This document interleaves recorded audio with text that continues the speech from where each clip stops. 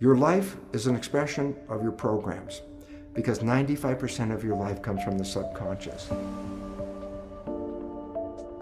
What would happen if your subconscious programs matched the wishes, desires, and aspirations you hold in your conscious mind? Twice a day, your brain is prepared to download information, and this is where you can reprogram your subconscious mind. The conscious mind, being creative, can learn from reading a self-help book, going to a lecture, watching a movie. The conscious mind can learn from something as simple as, aha, I just figured it out. So the conscious creative mind has many different ways of downloading information. But the two minds are not connected in the sense that if the conscious mind learns something, does it mean that the subconscious mind has learned this as well? And the answer is absolutely not. The conscious mind learns through its creative processes, but the subconscious mind learns primarily in two ways. I say, so what's different? I say, conscious mind, read a book, watch a movie, hear a lecture, it's downloaded, it already knows. Subconscious mind doesn't learn that way. The subconscious mind is a habit mind. Well, there's two ways to get programs into that subconscious mind. Number one was the way we downloaded information into the subconscious mind in the first 6 or 7 years of life, and that is this. The subconscious mind is operating at a vibrational frequency of theta, which is hypnosis. So it says, oh, yes, you can download information straight into the subconscious if your mind is in a state of hypnosis. So that's one way of acquiring a program. I said, well, the first 6 or 7 years, that's brain of a child is predominantly operating in theta hypnosis. But now you're older. Now what do? I go, well, here's an interesting fact. Twice a day, your brain goes through a period of theta vibrational activity. Twice a day, your brain is prepared to download information through hypnosis. I say, well, when does that occur? Well, remember, there are vibrational frequencies that ramp up. When you're sleeping, you're at the lowest vibrational frequency called delta. As you start to wake up, but you're not fully awake, that's twilight reverie. That's where you're just waking up and everything. You're still in a dream world. You're in the real world. You're mixing the two. That's a period called theta. So you go from dead sleep, delta. As you begin to wake, the vibrations start to go up and you're in theta. So there's a period of theta where hypnosis can occur. But as you get more awake, theta gets to a higher vibration. Alpha, that's calm consciousness. You're just waking up. You're doing your routine chores of getting ready to leave the house. And by the time you're getting ready to go to work or at work, your brain ramps from alpha, calm conscious, to beta, which is the active consciousness that we usually engage in the busy world in which we live. Well, then you come back home. Well, you've been operating in beta at work, and guess what? You come home, you start to calm down, your brain slips into the lower vibrational frequency, alpha, calm consciousness, and as you start to get ready to go to bed, guess what? From alpha, it drops down to theta as you start to fall off to go to sleep.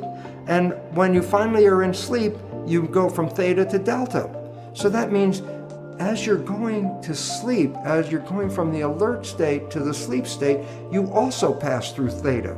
So twice a day, your brain is engaged in theta. On the way in waking up, going from delta to higher vibrations, you pass through theta. On the way of going to sleep, you go from higher vibrations to delta and again pass through theta. So twice a day, your brain is in a state where it is in a state of hypnosis theta. And this is where you can use subliminal tapes to reprogram your subconscious mind.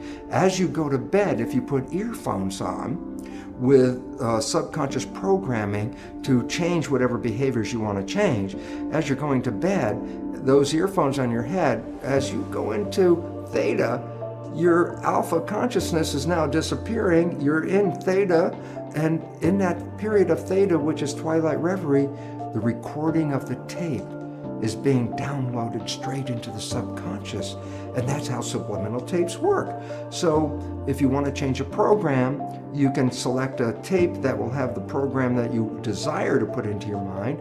And every night as you go to bed, just put the earphones on and you will be in a process of self-hypnosis. Hypnosis is indeed the first way the subconscious mind learns.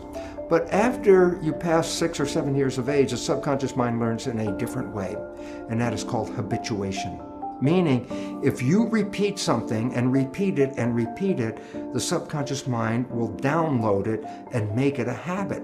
So, for example, you wanted to learn the ABCs. How did you learn the ABCs? You started A, B, C, D, E, and then you couldn't remember, and then you started A, B, C, D, E, F, G, and you repeat it, and you repeat it, and finally you get to Z.